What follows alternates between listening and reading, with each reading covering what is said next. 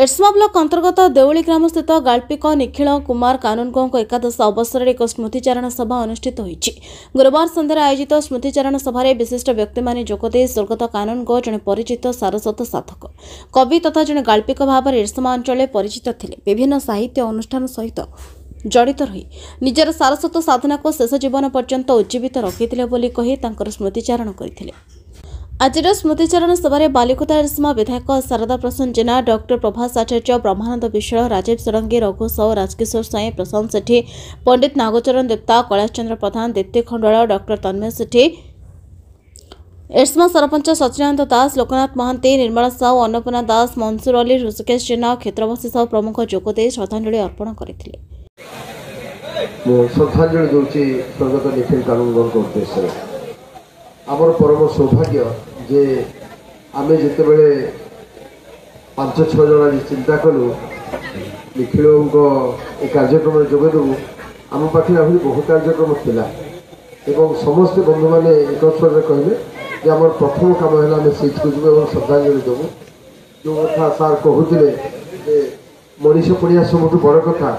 तेणु कि प्रथम कथा है आम उत्सव व्यसने चैव दुर्भिक्षी राष्ट्र विप्लवी राजत्व श्मशान ज्योतिष्ठति समान दवा तेणु जड़े बंधुर परिचय एवं नीति दृष्टि आम आसिलु एवं आम सौभाग्य बोली आम मन कर सहित मोर 2-3 थर देखाही अति सीधा सीधा कथबार्ता करती एवं पाखे भीतर बाहर बोली किसी न था अति स्वच्छ मनीष थे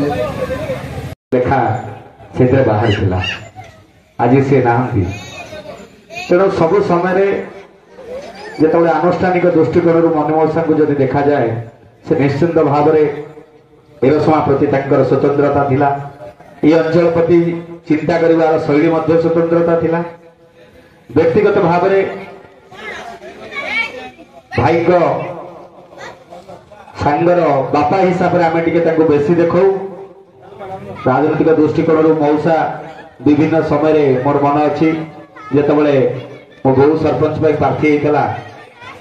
मौसा को भोट कहू आसला बेले मौसा कहले कौन करी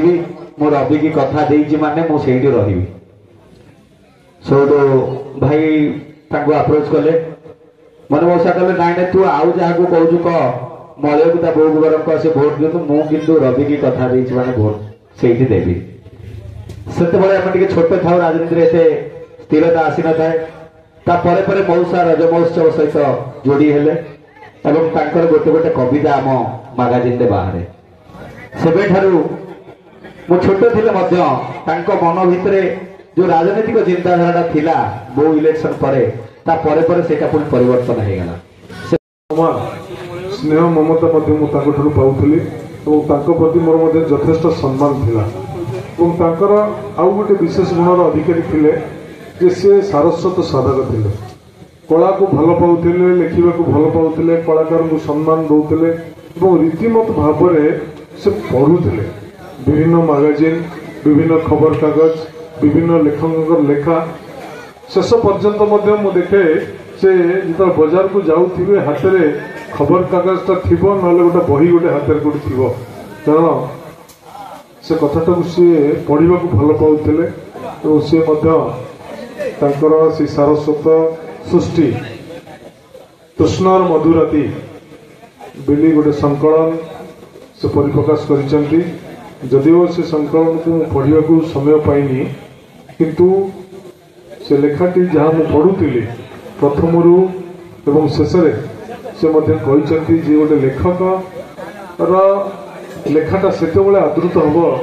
जिते पाठक द्वारा ग्रहणीय हम पाठक माने जदि ताकू ग्रहण करेंगे निश्चिंत भाव में आदृत लाभ कर लेखार प्रारंभिक सूचना से देती जो लेखा भितर जो संकलन भितर जे आखिर दीधर लुह मुहर चेनाए हस एवं छाती रे अनेक कष्ट से कथा को जदि परिप्रकाश गोटे लेखक करिपारिला अंतत पक्षे वर्तमान साहित्य से आदृति लाभ करेंगे से प्रथम मत डाक मो घर मिसेस को डाकती जे मु गोटे बही लिखी टे पढ़ू मनु पढ़ू से मनु बोली कहती सब तेणु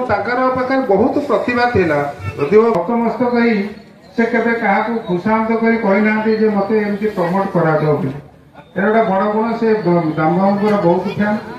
ଦାମବାବୁ ମାନେ ପର୍ସନାଲି ତାଙ୍କୁ ଯେବେ ଆସନ୍ତି ଡାକନ୍ତି ତାକୁ ଯାହା ଶେଷ ପର୍ଯ୍ୟନ୍ତ ସେ ସ୍ୱାଭିମାନୀ ଲୋକ। ସେ କେବେ ତାଙ୍କ